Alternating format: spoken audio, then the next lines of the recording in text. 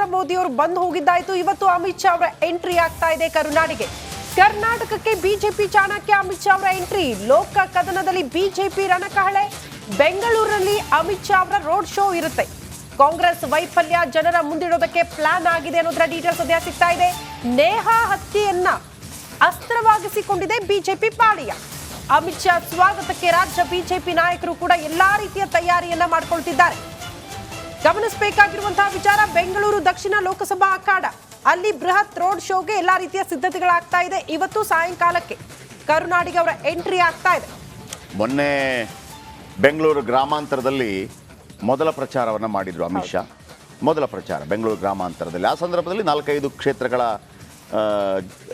ಕ್ಯಾಂಡಿಡೇಟ್ಸ್ಗಳನ್ನು ಕರೆದು ಮಾತಾಡಿದ್ರು, ಎಲ್ಲವಾಯಿತು. ಅದಾದ ನಂತರ ನರೇಂದ್ರ ಮೋದಿ ಬಂದರು. ನರೇಂದ್ರ ಮೋದಿ ಎಲ್ಲಿಗೋದ್ರು ಅಂತಂದರೆ ಮೈಸೂರು ಮತ್ತು ಮಂಗಳೂರು ಇಬ್ಬರು ಕೂಡ CM DCM ಅವರ ತವರು ಕ್ಷೇತ್ರಕ್ಕೇ ಬಂದು ಹೋದರು. ಇದೀಗ ಬೆಂಗಳೂರು ದಕ್ಷಿಣ ಇಲ್ಲೊಂದು ರೋಡ್ ಶೋ ಮಾಡ್ತಾರೆ ಅಮಿತ್ ಶಾ.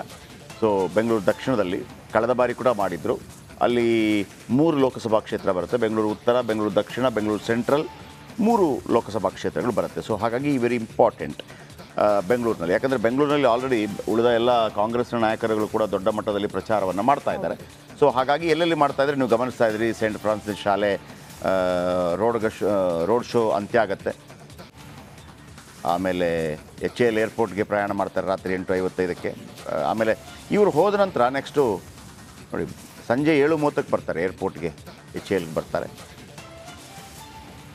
ಏನು ಕೌಂಟೌನ್ ಸ್ಟಾರ್ಟ್ ಆಗಿದೆ ವೋಟಿಂಗ್ಗೆ.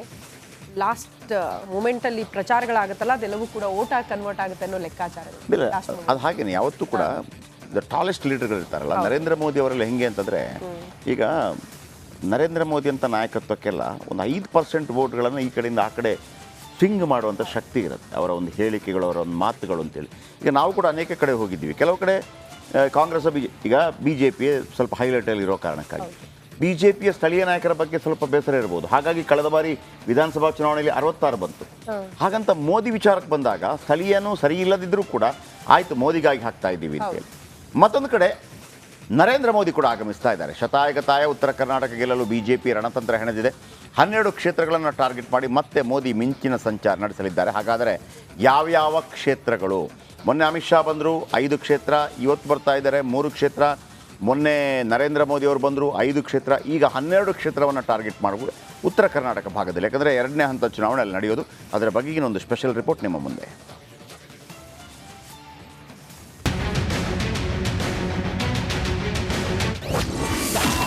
ನಮೋ ಟಾರ್ಗೆಟ್ ಉತ್ತರ ಕರ್ನಾಟಕ. 2 ದಿನ 6 ಸಮಾವೇಶ, 12 ಕ್ಷೇತ್ರ ಟಾರ್ಗೆಟ್. ಕಳೆದ ಲೋಕಸಭಾ ಚುನಾವಣೆಯಲ್ಲಿ 28ರಲ್ಲಿ 25 ಸೀಟುಗಳಲ್ಲಿ ಗೆದ್ದು ಇತಿಹಾಸವನ್ನ ನಿರ್ಮಿಸಿದ್ದ ಬಿಜೆಪಿ ಮತ್ತೆ ರಣತಂತ್ರ ರೂಪಿಸ್ತಾ ಇದೆ. ಇದೀಗ ಕೇಸರಿ ತನ್ನೆಲ್ಲ ಕ್ಷೇತ್ರಗಳನ್ನು ಉಳಿಸಿಕೊಳ್ಳುವುದಕ್ಕೆ ಮೋದಿ ಅಸ್ತ್ರವನ್ನ ಪ್ರಯೋಗ ಮಾಡಿದೆ. 2 ದಿನ 12 ಕ್ಷೇತ್ರಗಳ ಟಾರ್ಗೆಟ್ ಮಾಡಿ ಮೋದಿ ಮತಬೇಟೆ ನಡೆಸಲಿದ್ದಾರೆ.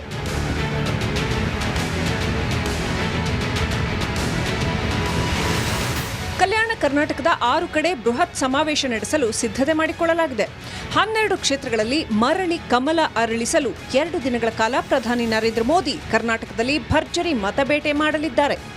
ಈ ಮೂಲಕ ಕಿತ್ತೂರು ಕರ್ನಾಟಕ, ಮಧ್ಯ ಕರ್ನಾಟಕ, ಕಲ್ಯಾಣ ಕರ್ನಾಟಕದಲ್ಲಿ ಮೋದಿ ರಣಕಹಳೆ ಮೊಳಗಿಸಲಿದ್ದಾರೆ.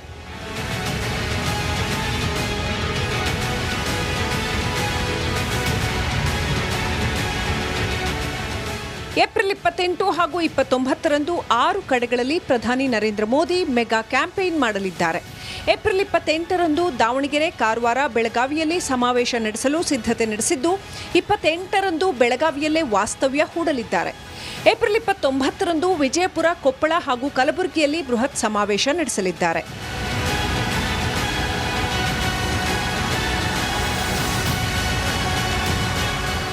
ಒಟ್ಟಾರೆ ಮತ್ತೊಂದು ಬಾರಿ ಕೇಂದ್ರದಲ್ಲಿ ಅಧಿಕಾರದ ಚುಕ್ಕಾಣಿ ಹಿಡಿಯುವುದಕ್ಕೆ ಪ್ರಧಾನಿ ನರೇಂದ್ರ ಮೋದಿ ಕಾಲಿಗೆ ಚಕ್ರ ಕಟ್ಟಿಕೊಂಡಂತೆ ದೇಶವನ್ನ ಸುತ್ತುತ್ತಿದ್ದಾರೆ. ಈಗ ಮೊದಲ ಹಂತದ ಚುನಾವಣೆ ಬಳಿಕ ಕಿತ್ತೂರು ಕರ್ನಾಟಕದಲ್ಲಿ ರಣಕಹಳೆ ಮೊಳಗಿಸಲಿದ್ದಾರೆ. ಮೈಲಾರಿ ಪಟಾತ್, ರಿಪಬ್ಲಿಕ್